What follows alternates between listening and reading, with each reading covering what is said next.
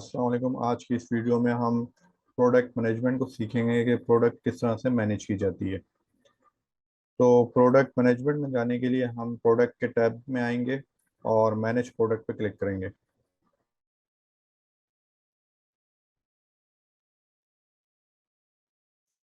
यहाँ पर वो तमाम प्रोडक्ट्स की लिस्ट आ रही होती है जो अब तक आपने दराज पर लिस्ट कर दी है।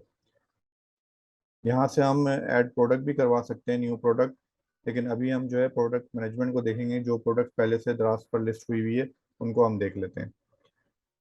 ऑल का जो यहाँ पर एक ऑप्शन मौजूद है, ऑल का मतलब ये है कि अब तक आपने दराज पर जितनी भी प्रोडक्ट अपलोड कर दी है, लिस्ट कर दी है, वो तमाम प्रोडक्ट जो है की लिस्ट जो है इसके अंदर मौजूद है।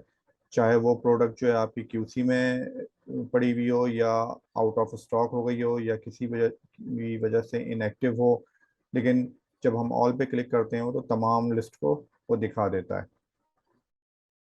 ऑनलाइन का मतलब ये है कि अभी जो आपकी प्रोडक्ट दराज पर लाइव है, वो सारी प्रोडक्ट्स जो है इस टैब के अंदर आ रही होंगी।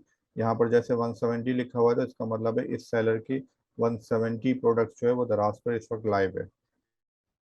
ड्राफ्ट में वो प्रोडक्ट्स आ जाती हैं जिनकी हम लिस्ट कर रहे होते हैं और वो इनकम्प्लीट होती हैं, और हम उसको सेव एज ड्राफ्ट कर देते हैं। तो ये वो सारी प्रोडक्ट जो है यहाँ यहाँ दराज पर आ जाती है। पेंडिंग क्यूसी में वो प्रोडक्ट्स शामिल होती हैं जिनको हमने लिस्ट कर दिया होता है, लेकिन वो दराज के पास अप्रूवल के लिए गई हुई होती हैं, और वो किसी भी वजह से अभी पेंडिंग में होती हैं। चाहे वो प्रोडक्ट्स जो है वो रिजेक्ट हो गई हो, या अभी उसका टाइम कंप्लीट ना हुआ हो। 48 आवर्स का टाइम होता है प्रोडक्ट को अप्रूवल करने में। तो वो सारी प्रोडक्ट्स जो आपने लिस्ट की हुई होती है और अभी उसकी अप्रूवल नहीं हुई होती, तो वो पेंडिंग क्यूसी में आ रही होती है। इसके बाद आउट ऑफ स्टॉक है। आउट ऑफ स्टॉक में वो प्रोडक्ट्स आती हैं जिनका स्टॉक जो है वो ज़ीरो हो चुका होता है। तो जिस तरह से अगर आप कोई प्रोडक्ट लॉन्च लिस्ट करते हैं और आपने उसमें क्वांटिटी 10 रखी है और उसके 10 ऑर्डर आ चुके हैं, तो अब उसकी जो क्वांटिटी है वो ज़ीरो हो चुकी होगी। तो जैसे ही ज़ीरो होती है वो प्रोडक्ट जो है आउट ऑफ स्टॉक के इस सेक्शन में आ जाता है। इनएक्टिव जो है वो प्रोडक्ट्स यहाँ पर मौजूद होते हैं जिनको हमने इनएक्टिव किया हुआ होता है किसी भी वजह से, चाहे वो आउट ऑफ स्टॉक हो, या वो प्रोडक्ट अब मौजूद ना हो, या किसी भी वजह से हमने उसको अगर इनएक्टिव कर दिया है, तो वो सारी प्रोडक्ट जो है यहाँ पर आ जाती है। यहाँ पे आप देख रहे हैं 579 प्रोडक्ट्स जो है इस सेलर की, वो अभी इनएक्टिव है। उसने उसको बंद किया हुआ है।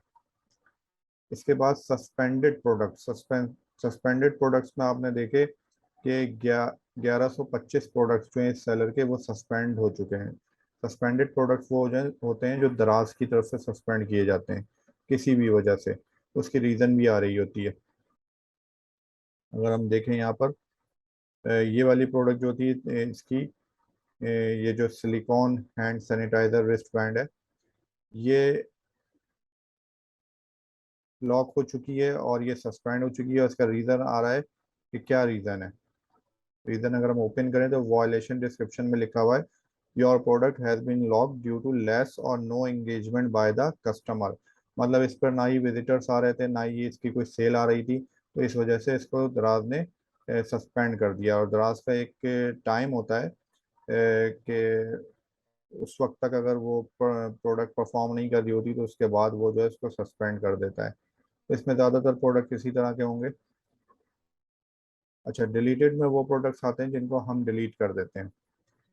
किसी भी वजह से हम डिलीट कर देते हैं कि अब उस प्रोडक्ट का हमारे पास स्टॉक नहीं होता, या वो प्रोडक्ट हमने आगे दोबारा रिप्लेनिश नहीं करनी होती, तो हम उसको क्या करते हैं, हम उसको डिलीट कर देते हैं। जब डिलीट कर देते हैं तो वो इस सेक्शन में आ जाता है।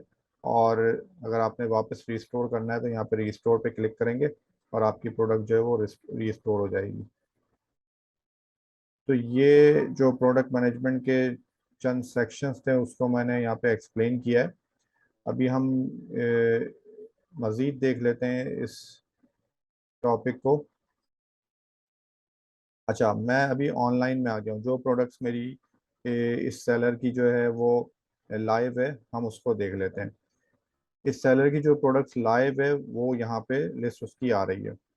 अच्छा, यहाँ से आप क्या क्या चीज़ मैनेज कर सकते हैं वो हम देख लेते हैं। प्राइस, प्राइस को हम यहाँ से मैनेज कर सकते हैं। हमें प्रोडक्ट की का पूरा ओपन करने की ज़रूरत नहीं है, वहाँ पे जाके प्राइस वगैरह एडिट करने की ज़रूरत नहीं है, हम यहीं से कर सकते हैं। यहाँ पर आप ये देखें, ये एडिट का एक बटन आ रहा है, आप जब इस पर क्लिक करेंगे तो ये आपके पास लिस्ट खुल गई है। अच्छा, इस प्रोडक्ट में हमने वेरिएशन डाली हुई है साइज़ की, स्मॉल है, मीडियम है, लार्ज है, एक्सेल है। तो अब हमने प्राइस को यहाँ पे वेरी करना है, प्राइस को यहाँ पे हमने एडिट करना है। तो ये जो आ रहा है प्रोडक्ट रिटेल प्राइस 850, इसको अगर हमने चेंज करना है तो हम यहाँ से चेंज कर सकते हैं। डेली डिस्काउंट प्राइस 850 के ऊपर जो हमने डिस्काउंट दिया हुआ है 450 का, तकरीबन 50% का डिस्काउंट दिया हुआ है। तो यहाँ इस प्राइस को भी हम एडिट कर सकते हैं। अच्छा, ये जो डिस्काउंट आपने दिया हुआ है कितने ड्यूरेशन के लिए दिया है, वो ड्यूरेशन आप यहाँ से उसको एडिट कर सकते हैं या कैलेंडर में जाके।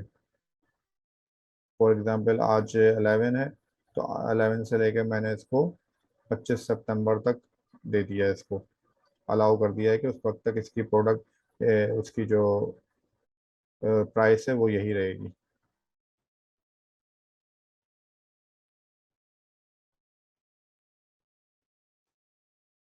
ओके कर देंगे, इसकी जो टाइम है वो ये सेट हो गया।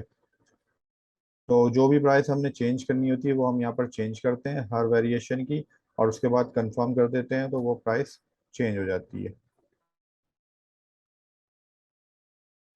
इसी तरह से अगर हमने स्टॉक को एडिट करना है कि अब हमारे पास स्टॉक जो है वो कम हो गया है या हमने और मज़ीद ऐड कर लिया है, तो उसको भी हम यहाँ से कर सकते हैं।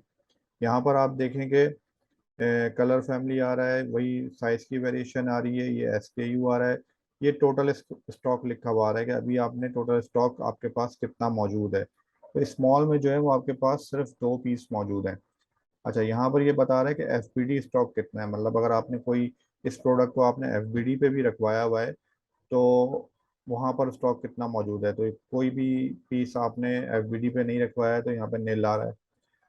अच्छा, मॉडिफाई स्टॉक, अगर आपने स्टॉक को मॉडिफाई करना है, कम करना है या ज़्यादा करना है तो वो आप यहाँ से कर सकते हैं। मॉडिफाई स्टॉक में ये जो आपको ये टैब दिया हुआ है, यहाँ पर आपने जितना इसको बढ़ाना है वो वैल्यू आएगी। फॉर एग्जांपल यहाँ पे 2 थी, अब आपके पास 3 मज़ीद आ चुके हैं, इसकी क्वांटिटी जो है 3 मज़ीद बढ़ चुकी है, आपके पास स्टॉक आ चुका है। तो आप क्या करेंगे, पहले तो यहाँ से प्लस या माइनस सेलेक्ट करेंगे कि आपने ऐड करना है या सब्ट्रैक्ट करना है। आपने ऐड करना था, आपने प्लस सेलेक्ट कर लिया, और कितने पीस ऐड करने हैं तो वो आपने लिख देना है, 3 लिख दिया आपने। तो अब आपके जो स्टॉक है वो टोटल कितना हो जाएगा, 5 हो जाएगा, पहले 2 था अब 3 था।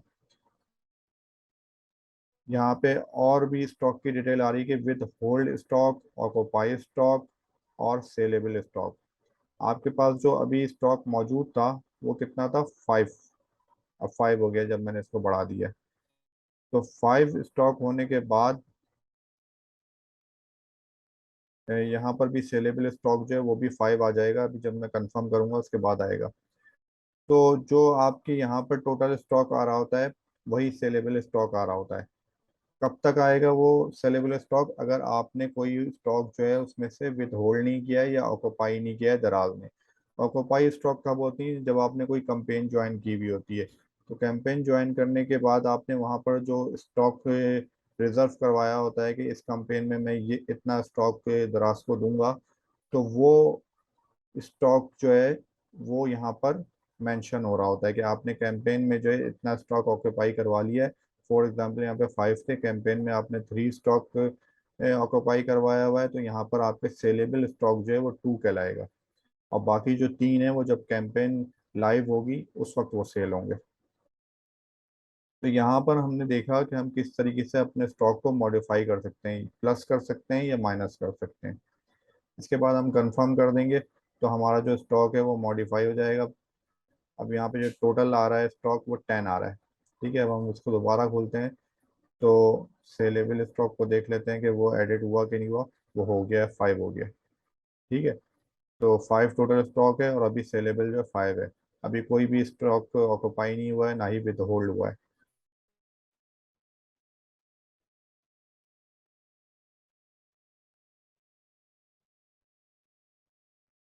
अच्छा, यहाँ पर जो है मुख्तलिफ एक्शंस भी आ रहे होते हैं, अगर आपने इस प्रोडक्ट को एडिट करना है तो वापस आप जो है प्रोडक्ट लिस्ट वाली विंडो पे चले जाएंगे।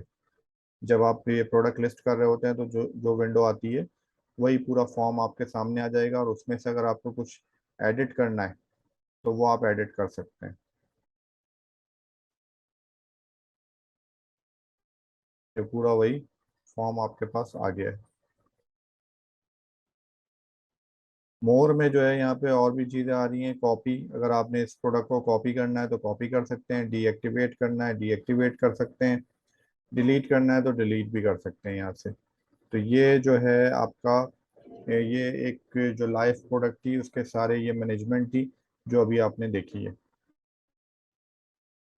अच्छा, आपके पास आपने अगर किसी प्रोडक्ट को सर्च करना है तो वो सर्च करने के ये सारे ऑप्शंस मौजूद हैं कि आप मुख्तलिफ तरीक़ों से प्रोडक्ट को सर्च कर सकते हैं।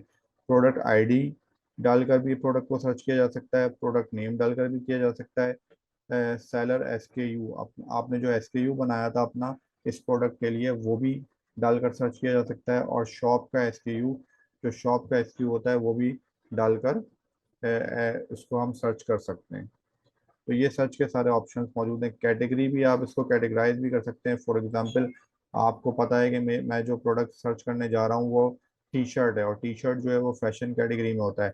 तो आप यहाँ से फैशन को सिलेक्ट कर लें और मेंस क्लॉथिंग, और यहाँ पर टी शर्ट आ जाएंगे।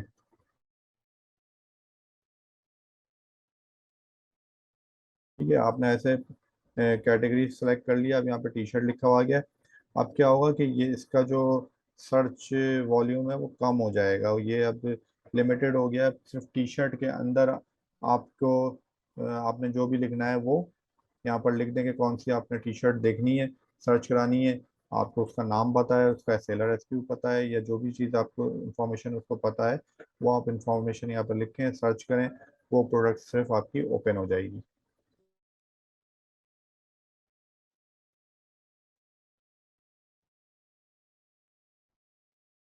तो प्रोडक्ट मैनेजमेंट जो हमने देखा उसमें हमने दो तीन चीज़ों को सीखने की कोशिश की है। एक तो ये है कि ऑनलाइन में कौन सी प्रोडक्ट होती हैं, ड्राफ्ट में कौन सी होती हैं, पेंडिंग क्यूसी में कौन सी होती हैं, इसी तरह से इनएक्टिव और सस्पेंडेड प्रोडक्ट्स कौन सी होती हैं। और उसके बाद हमने देखा कि किस तरीके से हम प्राइस और स्टॉक को जो है वो एडिट कर सकते हैं प्रोडक्ट मैनेजमेंट के अंदर।